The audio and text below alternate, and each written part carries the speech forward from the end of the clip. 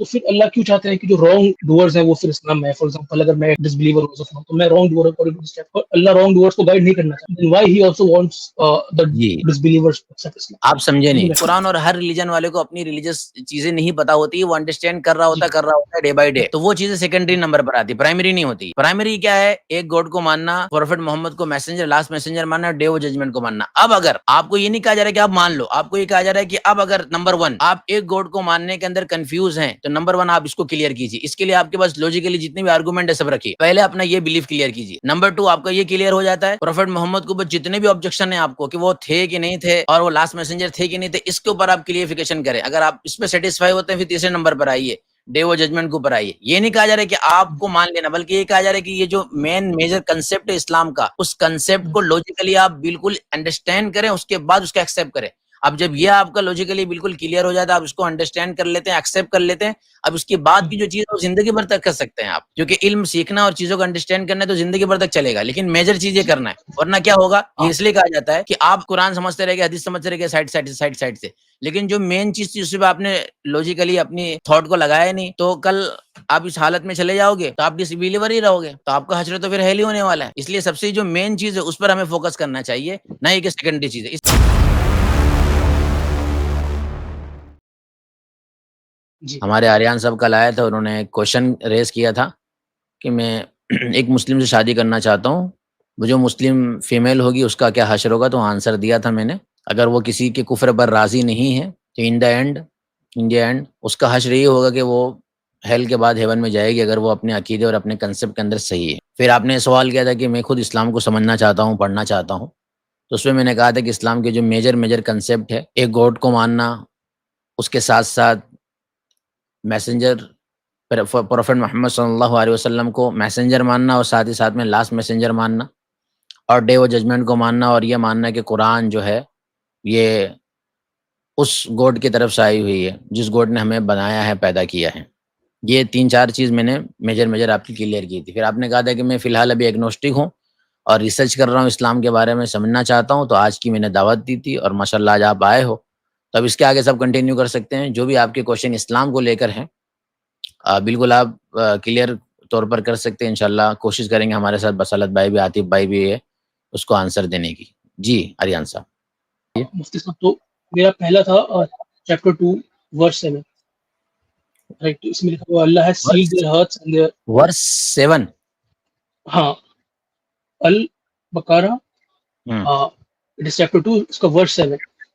तो मुफ्ती साहब, मेरे को तो ना उर्दू आती है और ना अरबी तो बिल्कुल दूर दूर तक नहीं आती, तो मैंने तो सिर्फ कंप्लीटली इंग्लिश का जो ट्रांसलेशन है उससे पढ़ा। तो एक बार मैं अपने से रीड कर देता हूँ। इसमें लिखा है कि Allah has sealed their hearts and their hearing and their sight is covered, they will suffer a tremendous punishment. तो इसमें बेसिकली जो मैं समझा उसमें उन्होंने लिखा है कि जो भी लाइक डिसबिलीवर्स है, फॉर एग्जांपल जो भी काफिर है, यानी मैं, उनके हार्ट्स को, उनके माइंड को बेसिकली अल्लाह ने सील किया हुआ है। दिस इज द रीजन जो अब तक हम इस्लाम को समझ नहीं पा, right? This is what it means. एक बार आप क्लियर कर दें। आप ये जी, डिसबिलीवर के लिए बात नहीं चल रही है ये, यहाँ पर असल में बात ये चल रही है कि ख़तम अल्लाहु अला क़ुलूबिहिम अला समइहिम व अला अबसारिहिम ग़िशावा। 2 तरह के लोग होते हैं, एक डिसबिलीवर होते हैं और एक डिसबिलीविंग के साथ साथ हट डरम होते हैं। एक तो ये होता है ना कि सिर्फ नहीं मानना किसी चीज़ को या किसी चीज़ को नहीं जानना, और एक ये होता है कि नहीं जानने और नहीं मानने के साथ हट डरम होना। दलील आने के बाद, यानी एविडेंस आने के बाद अपने अंदर ये रखना ही नहीं कि मुझे सच जानना है, हक जानना है। जैसे कि हम कहीं भी पढ़ने के लिए जाते हैं, कोई भी चीज़ सीखते हैं, 2 तरह के लोग होते हैं। एक वो लोग होते हैं जो सीखने आते हैं। वो ये सोचते हैं मुझे पता तो नहीं है, लेकिन यार मैं जानूँगा, मैं समझूँगा, मुझे बताया जाएगा तो मैं आई विल एक्सेप्ट। एक ये लोग हो गए। दूसरे वो हो गए कि नहीं, कुछ भी हो जाए बस मुझे कीड़ा ही निकालना है, मुझे समझना ही नहीं है, मैं ही सही हूँ, आई एम राइट। 2 तरह के लोग हो गए। अब जो हट धर्म होते हैं, जो सच्चाई और हकीकत आने के बाद भी एक्सेप्ट नहीं करते हैं, उनके बारे में ये है कि फिर अल्लाह ताला उनके दिलों पर, उनके कानों पर और उनके आँखों पर मोहर लगा देते हैं। ये अब उस कॉन्टेक्स्ट में बात चल रही है। बाकी जो नॉर्मली जो लोग होते हैं, उनके ऊपर ये बात नहीं फिट आएगी। अगर ये बात उन पर फिट आती, तो फिर दुनिया के अंदर क्या होता? हम देख रहे हैं कि इस वर्ल्ड के अंदर फिर कोई भी नॉन मुस्लिम न्यू मुस्लिम होता ही नहीं। अगर एग्जैक्टली। सारे डिसबिलीवर की बात होती तो दुनिया में ये होता कि जो मुसलमान हो गया है खानदान के तौर पर, जनरेशन ऑफ द जनरेशन, वही होता मुस्लिम। कोई भी नॉन मुस्लिम न्यू मुस्लिम होता ही नहीं। लेकिन हम ये देख रहे हैं कि अल्हम्दुलिल्लाह हर कंट्री के अंदर हर जगह नॉन मुस्लिम न्यू मुस्लिम पढ़कर रिसर्च कर हो रहे हैं। पता क्या चला? वो डिसबिलीवर तो थे लेकिन वो उस कॉन्टेक्स्ट वाले नहीं थे जिस कॉन्टेक्स्ट की बात कुरान यहाँ कह रहा है। वरना अगर उनके ऊपर मोहर लग चुकी होती, स्टैंप लग चुका होता, फिर उनको हिदायत कहाँ मिलती, उनको राय रास्त और उनको राइट वे कहाँ मिलती। लेकिन उनके दिल के अंदर ये था कि हम अभी हैं डिसबिलीवर, लेकिन हमें राइट वे की तलाश है, सही रास्ते की तलाश है। तो वो लोग निकल जाएंगे। समझ गए आप? तो बेसिकली अगर मैं अपनी बात करूँ तो मेरे को बिल्कुल भी आइडिया नहीं है कि इस्लाम में क्या है, right? तो मैंने स्टार्ट करा, आप कह जी सकते हैं मैंने बिल्कुल। आज से स्टार्ट करना है एग्जैक्टली जिस तरीके से मेरे को स्टार्ट करना चाहिए। जो ऑफिशियल आपकी होली बुक है उसको रीड करना मैंने आज से स्टार्ट करा। इससे पहले मैंने वीडियोस देखी तो उस पर तो मैं कमेंट नहीं करने वाला, राइट, बिकॉज मेरे को नहीं पता उसका क्या क्या लॉजिक है, क्या है। तो अभी हम्म। इसमें अगर मैं अपनी बात करूँ तो मैं इसमें फिट नहीं बैठता, राइट। इसमें लाइक अगर मैं आज एक डिसबिलीवर हूँ तो it is not because Allah has made me a disbeliever और उन्होंने मेरे दिमाग को सील कर दिया कि नहीं भाई तू कभी इस्लाम में से नहीं करेगा। तो ये आयत हम्म। मेरे लिए नहीं है, इसलिए सॉरी, या फिर जो थोड़ा जो मेरा सिचुएशन है। थोड़ी सी आवाज क्लियर करिएगा आप अपनी। एक एक सेकंड अब, एक सेकंड अब ठीक है क्या? अभी ठीक है जी। हाँ, तो उस हिसाब में ये कह रहा था कि ये जो आपने मेरे को एक्सप्लेन किया अभी, तो ये हम्म। मेरे केस में नहीं है, लाइक ये आयत मेरे लिए नहीं है, बिकॉज अभी मेरे को इस्लाम के बारे में कंप्लीट आइडिया नहीं है, राइट। तो जी मेरे लिए नहीं है। जी बिल्कुल। ये उनके लिए है कि जो बिल्कुल हट धर्म है, बाज नहीं आते हैं, हक जानने के बाद एक्सेप्ट नहीं करते हैं। अभी आपके लिए जो आयत है वो आयत है जिसके अंदर ये बात बताई गई है कि जो डिसबिलीवर हैं, चाहे वो एफर्ट कर रहे हैं कि नहीं कर रहे हैं, सिर्फ डिसबिलीविंग की वजह से, क्योंकि वो एक खुदा को जान सकते थे, उनके पास टाइम था, नहीं जाना, नहीं पहचाना, तो फिर अब उनके लिए जो सज़ा है, वो हमेशा हमें इसके जहन्नम में, हेल में रहेंगे, वो बात है। बाकी अब उसके ओके। अलावा जो डिसबिलीवर होते हैं उनकी कैटेगरीज होती है। एक एकदम हठधर्म होते हैं, बिल्कुल ज़िद्दी होते हैं, और एक होते हैं जो न्यूट्रल होते हैं।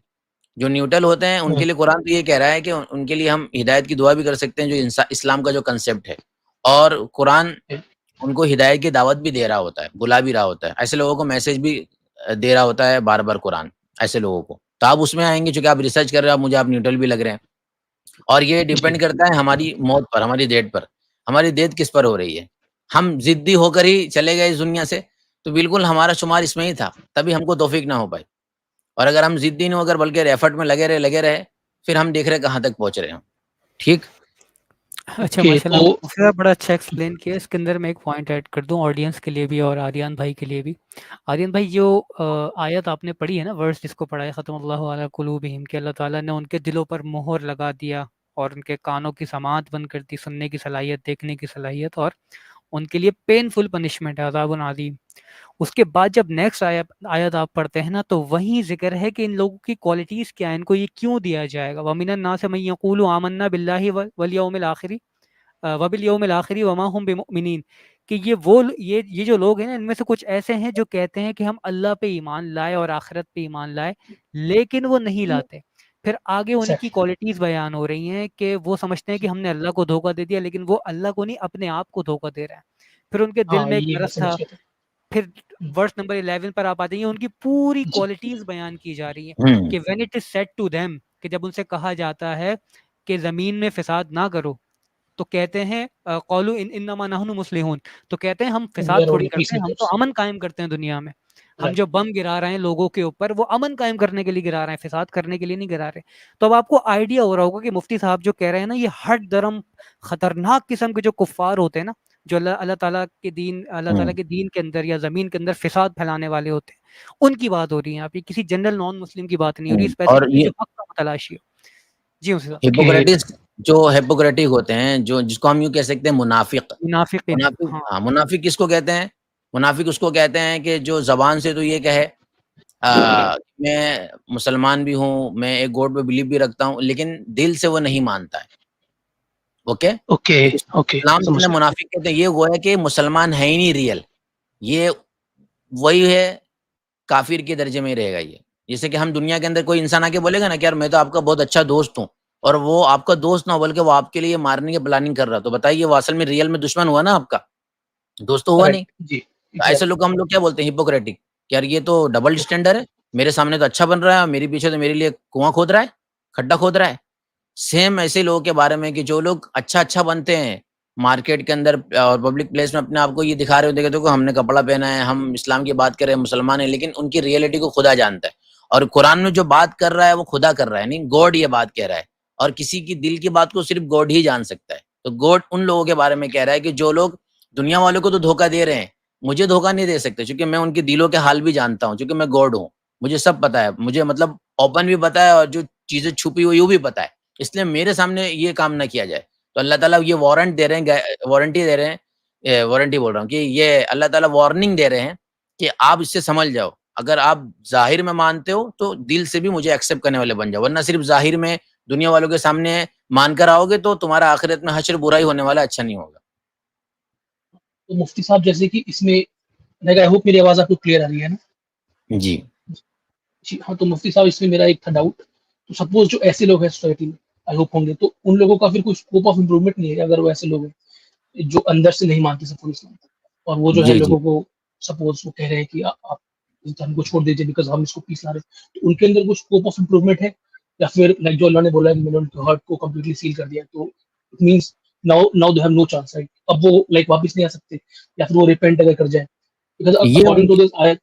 हुँ, जी, तो इस आयत के तहत जो बताया जा रहा है, बिल्कुल चांस है उनके लिए। ये जो कंडीशन बताई जा रही है कि जब तक दुनिया में इस कंडीशन के साथ हो, तो तुम्हारा हश्र ये नहीं होगा कि तुम मुसलमानों के साथ रहोगे, बल्कि तुम्हारे लिए हेल ही है, हेल ही है, हेल ही है। हाँ, मरने से पहले-पहले अगर तुम तौबा कर लेते हो, कुरान की दूसरी आयत से पता चलता है और कुछ हदीस मुबारका से पता चलता है कि आदमी के असल में एंडिंग का एतबार होता है। इसलिए एंडिंग तक हर शख्स को, चाहे वो काफ़िर हो, चाहे वो हठधर्म हो, एंडिंग तक उसको मौका दिया जाता है। तो उसकी एंडिंग किस पर हो रही है, वहाँ तक उसको फ्री विल होती है। अगर इतना हठधर्म होने के बाद भी वो अपने आप को सँभाल लेता है, सुधर जाता है, तो मोस्ट वेलकम, वापस से वो इस्लाम में आ सकता है। तो इसमें थोड़ा-सा मेरे को था डाउट, लाइक अगर हम इसको हाँ, वो इंग्लिश का ट्रांसलेशन को मैं रीड करूँ, उसमें था कि Allah has sealed their hearts and their hearing and their sight is covered. तो यहाँ हुँ, थोड़ा-सा था मेरे को डाउट, अगर उन्होंने लाइक सील कर दिया, तो उसके बाद अगर वो आदमी वापस जाए, तो कहीं न कहीं since now even God does not want them to come back, अब वो भी नहीं हुँ, चाहते कि ऐसे इंसान वापस आए। तो मेरे को ये डाउट था एक्चुअली कि जो हुँ, जो लोग उनको दिल से नहीं मानते, और ऊपर वाले ने उनको जो है उनके हार्ट को सील भी कर दिया है। तो अब क्या हुँ। भगवान नहीं चाहेंगे कि वो वापस आएँ, बिकॉज़ उन्होंने तो उनको सील कर दिया है, तो now the God would not want them to come back. I hope आप समझ रहे हो मैं क्या कहना चाह रहा हूँ। ये थोड़ा-सा था मेरे को डाउट इसमें। जी, ये डाउट इस बाकी वजह तो से, इसको यूँ हुँ, समझिए आप कि ये उनकी प्रेज़ेंट कंडीशन को बताया जा रहा है, कि जब भी कोई इस प्रेज़ेंट कंडीशन के अंदर होगा, तो गोया कि वो ऐसा क्यों कर रहा है? उसके करने की वजह ये है कि उसने खुदा की ऐसी नाफ़रमानी की कि खुदा की तरफ से उसको मार हुई है, गॉड की तरफ से उसको मार हुई है। ओके, लेकिन उसी खुदा के बारे में अगर आप शुरू में पढ़ेंगे सूरह फातिहा में, अल्हम्दुलिल्लाहि रब्बिल आलमीन, अर्रहमान अर्रहीम, आपने पढ़ा होगा। तो ओके, अर्रहमान अर्रहीम के अंदर यही तो है, रहमान का मतलब कि सब पर रहम करने वाला, हर तरह के लोगों पर रहम करने वाला, जो अपने हों या जो पराए हों। तो बताइए जो मुनाफिक होगा, जो डिसबिलीवर होगा, जो इस तरीके से हठधर्म होगा, वो किस में आ रहा है? परायों में तो आ रहा है, वो खुदा को तो मान भी नहीं रहा है। खुदा के साथ एक जी, धोखा कर रहा है। तो रहमान की सिफ़त क्वालिटी यही है कि वो अपनों पर भी रहम करे, परायों पर भी करे। सूरह फातिहा खुद कह रही है कि अल्लाह तो अपने ऊपर भी करेगा, परायों पर भी करेगा। लेकिन जो मिस्टेक कर रहा है उसकी प्रेज़ेंट कंडीशन को बताया जाए कि तुम्हारी जो प्रेज़ेंट कंडीशन है ये गोया कि इस वज़ह से है कि तुम्हारे ऊपर मोहर लग गई है। अपनी मोहर को छुटाना चाहते हो तो बस जो सही रास्ता है उसको इख्तियार कर लो। ये तो दुनिया के ओके, अंदर भी यही होता है ना, कि दुनिया के अंदर भी हम अगर किसी चीज़ को अचीव नहीं कर पा रहे हैं या हम किसी जगह कोई अगर हमने गलत काम किया है, तो बताइए गलत काम की हमें सज़ा मिलती है कि नहीं मिलती है? उस प्रेज़ेंट जी, कंडीशन में मिल रही होती है। ऐसा तो नहीं होता जी, कि अब हमें सज़ा क्यों दी जा रही है? कानून क्यों बन रहा है? इसलिए कि सामने वाला भी सुधर जाए जिसने ये गलत काम किया है, और उसको जो देखने वाले वो भी सुधर जाए कि ये गलत काम हमें नहीं करना है। तो गोया कि मैसेज दिया जा रहा है कि तुम्हें खुद मुनाफिक भी नहीं बनना है, हिपोक्रेटिक, और जो लोग तुमको देखने वाले हैं, फॉलो करने वाले वो भी ना बने। दोनों लोग अपने आप को सुधार लें। वरना अगर इसी तरह रहोगे तो तुम्हें यही सज़ा मिलती रहेगी। अपनी सज़ा से निकलना चाहते हो, दुनिया के अंदर आदमी तौबा ताइब करता है, अपनी लाइफ़ को चेंज करता है, उसको दूसरा मौका खुद दुनिया देती है, खुद वो अपने आप को दूसरा मौका देता है। तो गॉड खुद उसको दूसरा मौका देंगे। ओके।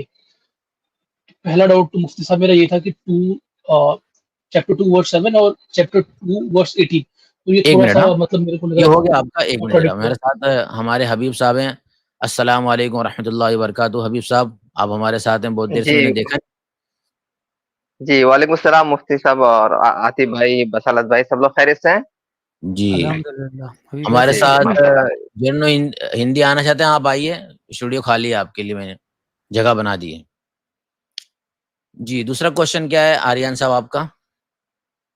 जी, तो इसी में और चैप्टर 2 वर्स 18 में थोड़ा-सा मेरे को कॉन्ट्रडिक्शन लग रहा था। इसमें लाइक एक में उन्होंने बोला था कि it is because of me, क्योंकि मैंने उनका हार्ट को सील कर दिया, और फिर उन्होंने बोला कि वो लोग इसलिए डिसबिलीवर हैं because of their own will. खुद नहीं चाहते कि मैं इस धर्म में आऊँ, so this is the reason why they are still disbeliever.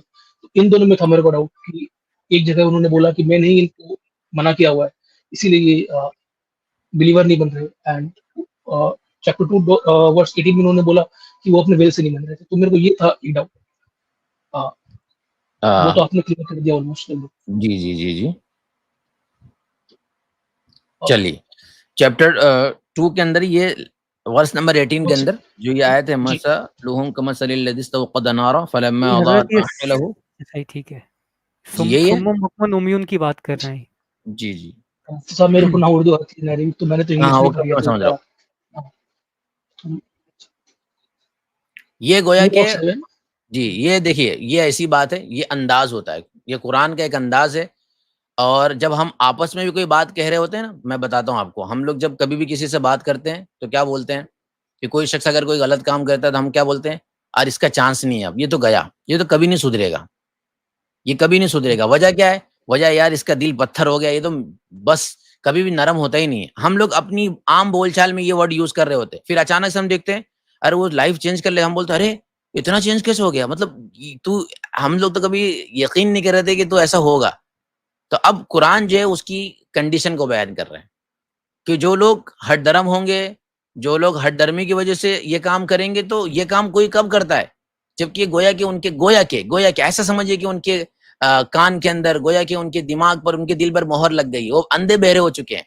एक शख्स अगर देखने वाला हो और समझदार हो तो चीज़ों को एक्सेप्ट करेगा, सही चीज़ों को। लेकिन जैसे कि अंधे को कोई चीज़ नहीं नज़र आती है, बहरे को कोई चीज़ सुनाई नहीं देती है, ऐसे ही वो लोग हैं जिनके सामने रियलिटी आ रही है और उसको एक्सेप्ट नहीं कर रहे हैं, गोया कि वो लोग अंधे और बहरे की तरह हैं। हाँ, वो तो मुफ्ती साहब मैं समझ गया था कि वो जी, अपने बिल्कुल। विल से एक्सेप्ट नहीं कर रहे हैं, राइट? कि उनको इसका ये मतलब नहीं कि वो हो ही गए हैं। इसका ये मतलब है कि उनको ये बताया जा रहा है कि आप अंधे और बहरे वाला काम कर रहे हो। कम से कम आप अपने आप को आँख खोलो। जैसे कि हम किसी को प्रोवोक कर रहे होते हैं, प्रोवोक करने के अंदर एक तरीका होता है जिससे वो सही तरफ आता है। यार तू अंधा-बहरा हो गया क्या? तुझे चीज़ नहीं सुनाई देती क्या? तो अगर उसको थोड़ा भी एहसास होगा तो बोलेगा नहीं यार मैं ऐसा नहीं हूँ यार। तो जा ना अपने बाप को देख, तेरा बाप किस हालत में है? क्या बात कर रहा है? तो ये इसी तरीके से ऐसे लोगों को कहा जा रहा है कि अंधे हो गए हैं, बहरे हो गए हैं। तो हम अंधे-बहरे हो गए? नहीं हो ना अंधे-बहरे, तो फिर क्यों कह रहा है कुरान तुम्हें अंधे-बहरे? इस वजह से कह रहा है कि तुम हक की तरफ नहीं जा रहे हो। अगर तुम अंधे-बहरे नहीं हो तो फिर हक की तरफ जाओ। ये इस कॉन्टेक्स्ट में कहा जा रहा है। के ये लगभग आपने तो क्लियर कर दिया आपके साथ। जी, एक डाउट हो रहा है अगर आप जी, है आप वो एक अलाउ और करना डाउट ले चाहें तो लीजिए। आपसे शेयर। जी, एक और ले लीजिए, फिर इंशाअल्लाह हम दूसरे कॉलर को लेते हैं। जी, एक सेकंड। तो मुफ्ती साहब जैसे कि जब मैंने इस आयत को जब मैंने इस सूरह को कंप्लीट करा तो उसमें ये था कि Allah does not guide the wrong doing people. तो फॉर एग्जांपल अगर मैं डिसबिलीवर हूँ, तो अकॉर्डिंग टू दिस सूरा I am a wrong doer as of now, because अभी मैं बिलीव नहीं करता इस्लाम में, राइट?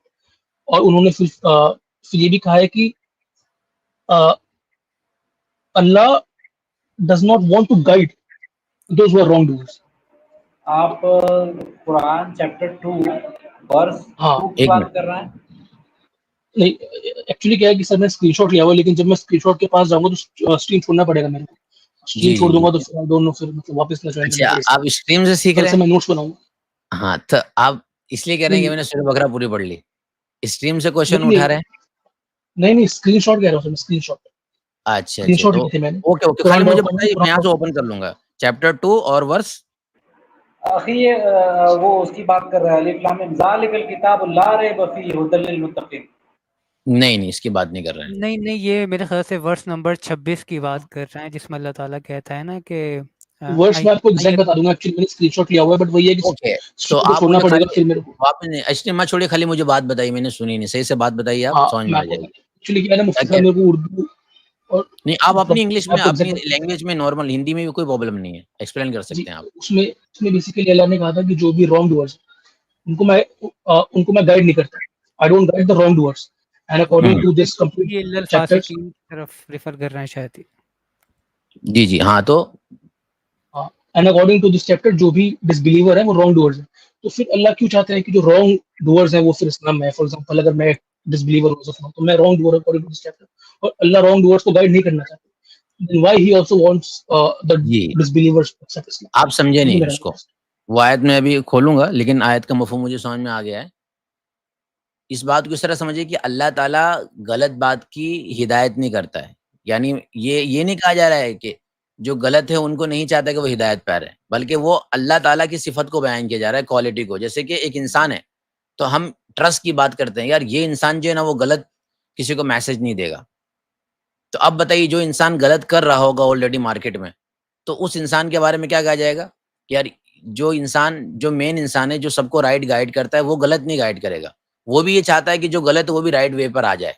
तो अल्लाह ताला हिदायत देते हैं और ये चाहते हैं कि लोग हिदायत पर आए। ज़ाहिर सी बात है, एक राइट वे को अल्लाह ताला चाहते हैं, रॉन्ग को तो पसंद नहीं करेंगे।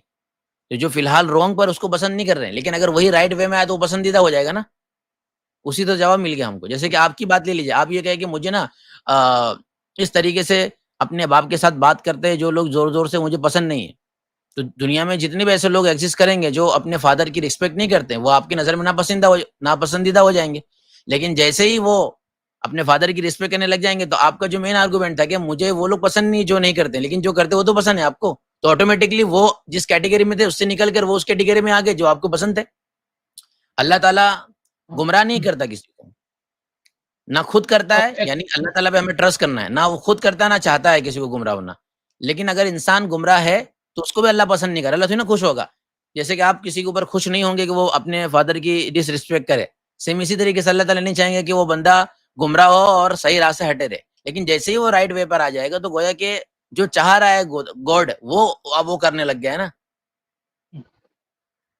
एक्चुअली उन्होंने कहा था कि I don't want to guide, जैसे कि मैं नहीं चाहता कि जो भी मतलब रॉन्ग डूअर्स है मैं उन्हें गाइड करूं या मैं उनको गाइडेंस दूं। जी जी। और आर्यन भाई, डिसबिलीवर्स यहाँ पे जी अल्लाह ताला अपना एक मुसल्लम कानून बता रहा है कि मैं हुँ, किनको गाइड नहीं करूंगा जो रॉन्ग डूअर्स होंगे। अब वो रॉन्ग डूअर्स की पूरी फहरिस्त चैप्टर नंबर 2 का जो वर्स 13, 14, 15, 16, 17 आप पढ़ेंगे ना, उसके अंदर दर्ज है।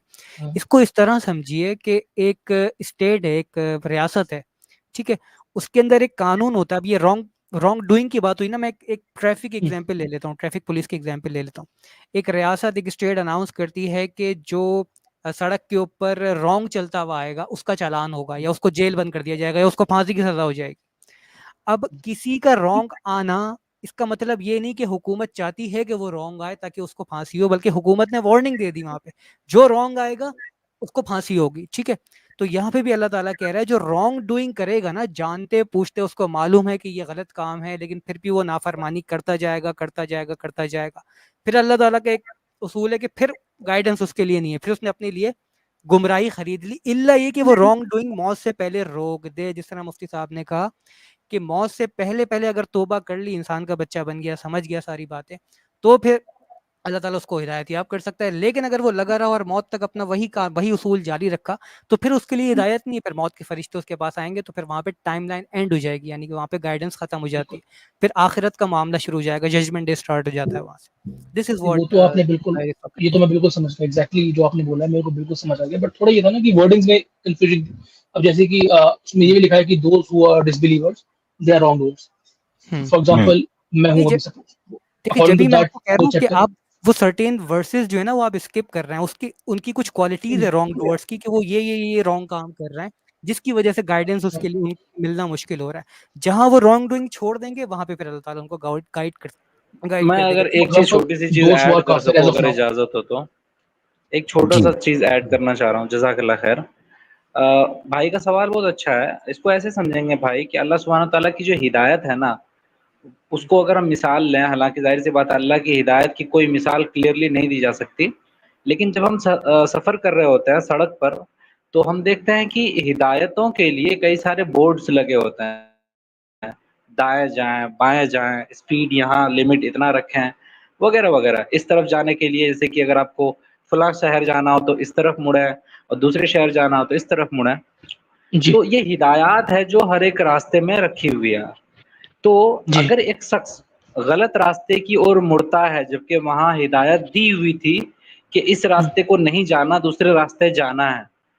हुँ, तो उस गलत रास्ते के अंदर जाने के बाद हुँ, अगर वो आदमी हिदायत को जानने के बावजूद, पढ़ने के बावजूद वो गलत रास्ता चुनता है, तो भी हुँ, एक हद है, एक दूरी तक है कि वहाँ तक से आपको दिखेगा वो इंस्ट्रक्शन, वो हिदायत फिर भी दिख रही होगी आपको, जिससे कि आप उस गलत रास्ते से वापस आ पाएँगे।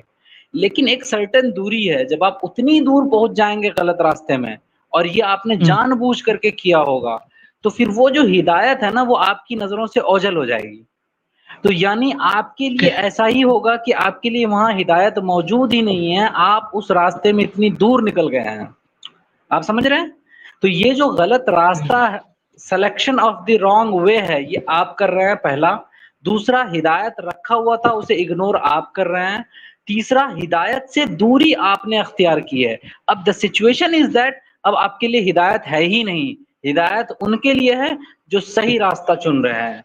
तो आप खुद हिदायत से दूर हुए हैं और जब यहाँ कहा जा रहा है वमा युज़िल्लु बिही इल्लल फासिकीन, तो ज़ाहिर सी बात है जिसने रॉन्ग वे सेलेक्ट किया, उसको और जो है वो रास्ता जो है ना और भटकाता चला जाएगा। वो गलत रास्ता उसको दूसरे गलत रास्तों की ओर लेके चला जाएगा। शुक्रिया। अ, सर इसमें एक छोटा-सा रिप्लाई दूँगा मैं। ऐसे तो सर मान लीजिए कितने सारे लोग होंगे जिनको आइडिया ही नहीं होगा कि ऐसा कुछ भी है, राइट? फॉर एग्ज़ाम्पल लाइक उन्होंने ज़िंदगी में कभी कुरान पढ़ी ही नहीं होगी या उन तक कभी पहुँची ही नहीं होगी या उन्हें आइडिया ही नहीं होगा। फॉर एग्ज़ाम्पल हुँ, अगर उन्होंने उसको पढ़ भी लिया तो उनके इतने सारे लाइक डाउट्स होंगे जो उनको शायद कोई क्लियर ही ना पता हो नहीं है कभी। जिन तक नहीं पहुँची है। तो फिर देखिए स्टिल 2 दे टा वुड बी डिसबिलीवर, राइट? क्या पता वो एक मूर्ति पूजा को फॉर एग्ज़ाम्पल किसी हिंदू का एग्ज़ाम्पल ले लेते हैं, उसने कभी इस बुक को कंप्लीट किया ही नहीं या उसको समझ ही नहीं आया बिल्कुल भी, उसके इतने सारे थे डाउट्स जो कभी क्लियर ही नहीं हुए, तो ही हाँ, will be a disbeliever at the end. तो उसको तो हेल में जाना है बिकॉज़ ऑफ दिस चैप्टर जो मैंने पूरा कंप्लीट पढ़ा है। इतना तो ओके, मेरे को समझ आ गया, जो भी डिसबिलीवर्स हैं they will go to hell, they have no other option, right? There um, punishment will not be lowered और हुँ, समथिंग, वो उसमें लिखा हुआ है। तो हुँ, फिर उनका क्या होगा इस सिचुएशन में? जो आपने मेरे को एग्जांपल दिया अभी, जो जी, जो जो बता रहे थे, उन्होंने जो तो जो एग्जांपल दिया उसमें फिर उन लोगों का क्या होगा जिन तक ये मैसेज कभी पहुंचा ही नहीं? जी, वो बिल्कुल, तो ये उनके लिए क्या? मैसेज 2 बात हो गई देखिए, एक होता है मैसेज पहुँचना, एक होता है कि एफर्ट लगाना हमारा। 2 तरह की चीज़ होती है। बेसिक चीज़ क्या है? सबसे बेसिक चीज़ है कि एक खुदा को, एक गॉड को मानना। मैंने इससे कल भी कहा था आपको कि बेसिक कांसेप्ट को क्लियर करना। बेसिक कांसेप्ट को क्लियर करने के बाद फिर आता है आगे एडवांस लेवल पर कुरान क्या कह रहा है, उसके एक-एक वर्स को समझना और हदीस को समझना। वो आप अंडरस्टैंड कर पाए हैं तो भी ठीक है, नहीं कर पाए तो भी ठीक है। बाकी आप कह रहे हैं कि जो जिस तक कोई चीज़ पहुँच नहीं पाई, ये है नहीं ऐसा। मेन चीज़ क्या है? एक गॉड को मानना है। अब कौन है दुनिया के अंदर जिसको ये नहीं पता है कि भाई इस्लामिक कांसेप्ट के एतबार से आपको एक गॉड के अंदर बिलीव रखना है? कोई है ऐसा? अगर कोई एक ऐसा ऐसा मिल जाता है कि जिसको ये भी नहीं पता है, तो उसके बारे में फिर अलग कंडीशन हो जाती है। फिर उसका हुक्म ये हो जाता है कि वो बिल्कुल बीच में रहेगा, आराफ में रहेगा, वो ना जहन्नम में जाएगा, ना जन्नत में जाएगा।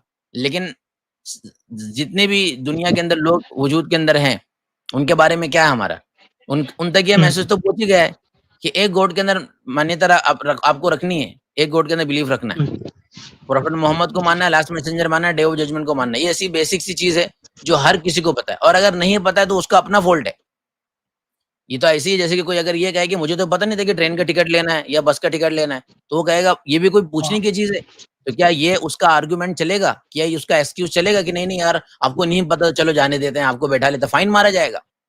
तो बट उस उसको मौके अगर आइडिया ना हो ना, बिकॉज़ सर यहाँ तो बहुत सारे मोड्स ऑफ ट्रांसपोर्ट है ना, अगर उसको फ्लाइट से जाना हो तो ट्रेन का टिकट क्यों लेगा, राइट? अगर वो किसी और रिलीजन में कोई पैदा भी, हुआ या कोई किसी भी, क्रिश्चियन हो, उसको किसी आइडिया ही भी, ना हो कि हु इज़ प्रॉफेट मोहम्मद या उनका क्या वैल्यूज़ था या उन्होंने क्या किया, उसको तो कुछ आइडिया ना हो। उसको तो उसको हुँ। अगर आइडिया नहीं है तो उसको पता करना है ना। ये तो कह रहे हैं कि उसकी जितनी हाँ, नहीं ज़िंदगी मिल उस रही है, तक लाइफ़ कभी मिल रही पहुँच है। ही ना हो कि अगर उनको कभी पता ही ना चले कि प्रॉफेट मोहम्मद भी थे या उन्होंने कुछ लाइफ में काम किया अब या मान अगर लीजिए कोई ऐसे शख्स बहुत की रिमोट बात एरिया कर में रहे हो। हैं जी, अगर एक ऐसे शख्स की बात कर रहे हैं आप कि जिसको ना गॉड के बारे में पता चला, ना प्रोफेट मोहम्मद के बारे में और वो ऐसे एरिया में रहता है कि जिस तक ना इंसान जाते, ना जानवर जाते हैं, वो बिल्कुल अमेज़न किसी जंगल के अंदर वो ज़िंदगी गुज़ार रहा है तो मैंने कह दिया आपको कि वो शख्स ना हेल में जाएगा ना हेवन में जाएगा, उसके लिए मुस्तकिल एक जगह है आराफ जिसको कहा जाता है, वो जन्नत के करीब वाली जगह है, उसका अलग ओके, मामला हो अच्छा जाएगा। ओके, उसका पनिशमेंट नहीं है भाई।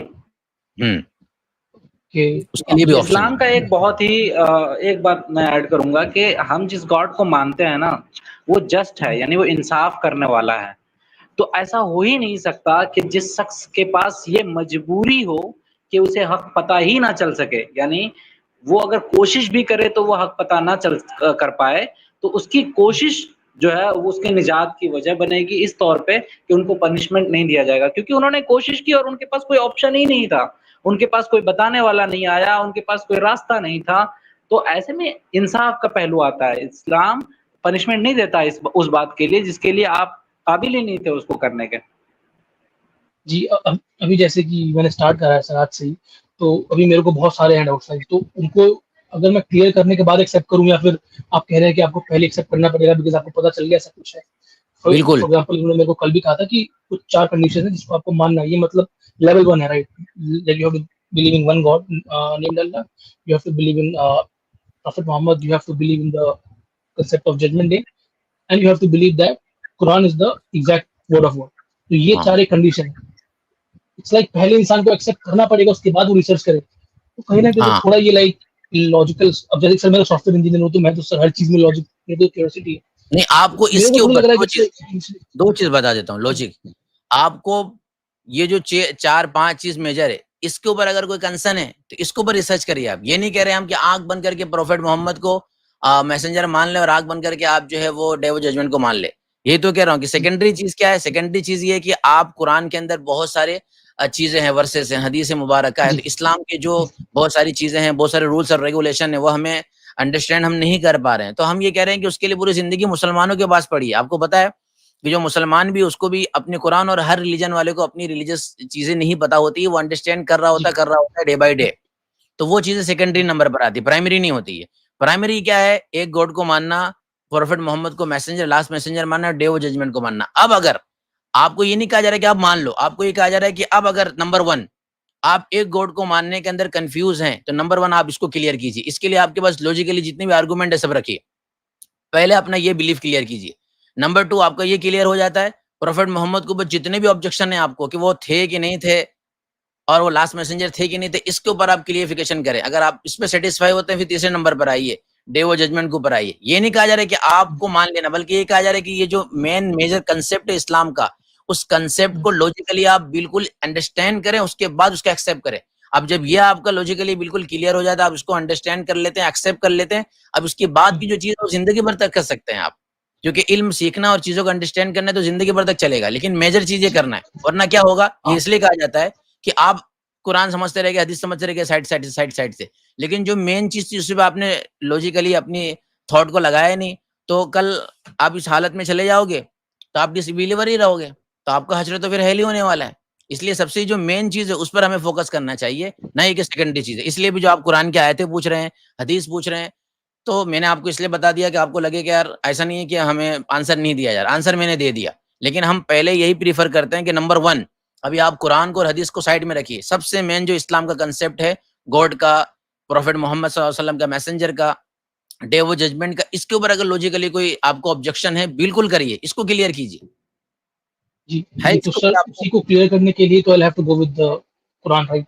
अगर मेरे को उनको जानना है तो सबसे इंपॉर्टेंट कुरान की तरफ जाने ही नहीं आपको, क्योंकि कुरान तो बाद में आएगा ना, जब आप how will I know about profit? इसमें सॉफ्टवेयर इंजीनियरिंग की मिसाल देता हूं मैं। आप सॉफ्टवेयर इंजीनियर है ना? जी, तो जब आपने सॉफ्टवेयर इंजीनियरिंग का कोर्स जब आपने चुनने का सोचा, तो आपके सामने बहुत सारे कोर्सेज होंगे, ठीक है?